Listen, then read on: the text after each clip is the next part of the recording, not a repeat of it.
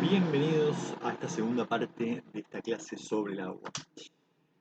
Ahora nos vamos a preguntar si todos los líquidos se pueden mezclar o hay algún líquido que no se puede mezclar.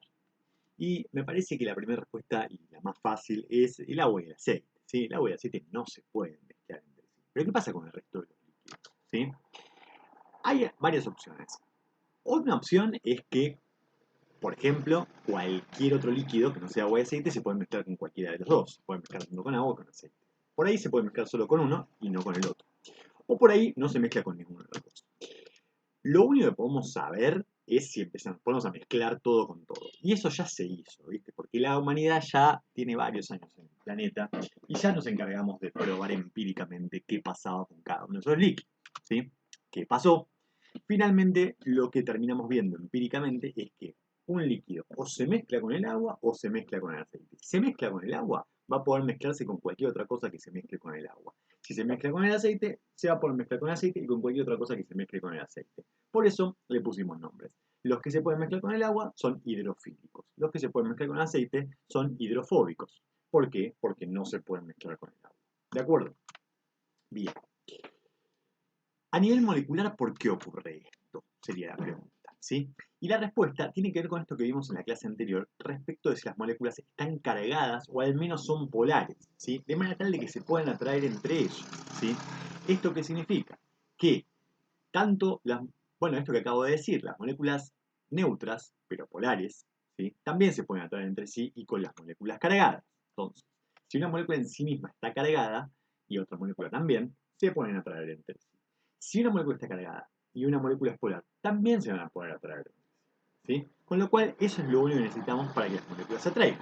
Obviamente ya habrán deducido que las moléculas hidrofóbicas no tienen carga ni tampoco tienen polaridad. Por eso no se pueden atraer a moléculas hidrofílicas como el agua, polares, ni moléculas cargadas como los iones. ¿De acuerdo? Pero sí se pueden atraer entre ellas. ¿Por qué? Porque en la repulsión hacia el agua, ellas están más cómodas entre sí. ¿Sí? Bien, entonces resumiendo, hay sustancias hidrófilas o hidrofílicas que son afines al agua y son básicamente los compuestos polares y los compuestos iónicos. Y por otro lado hay sustancias hidrofóbicas que repelen al agua, ¿sí? Que principalmente son las moléculas no polares, que tienden a agruparse y principalmente a formar estructuras en los seres vivos. ¿Sí?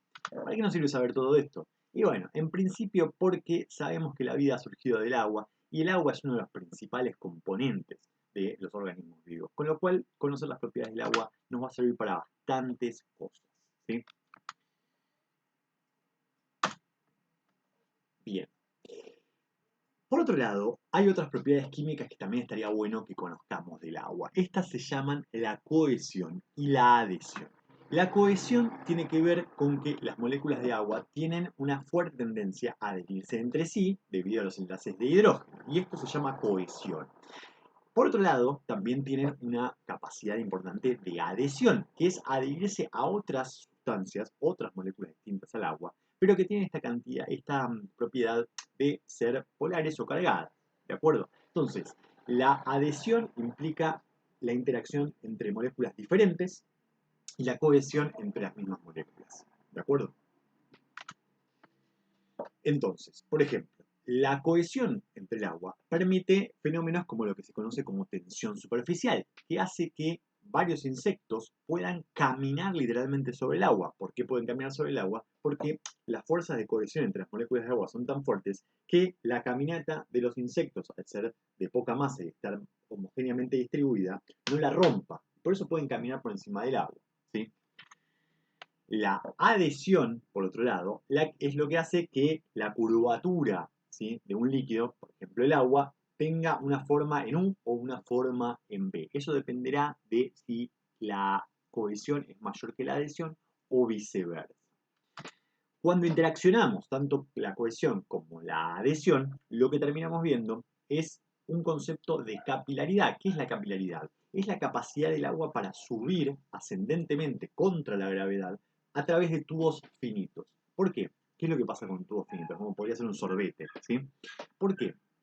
Lo que ocurre es que, por un lado, el agua siente adhesión por el objeto del tubito en particular y entonces sube, y a la vez, por cohesión, se lleva a las otras moléculas de agua y de esa manera van subiendo en ese pequeño tubo, dando este nombre de capilaridad a ese proceso.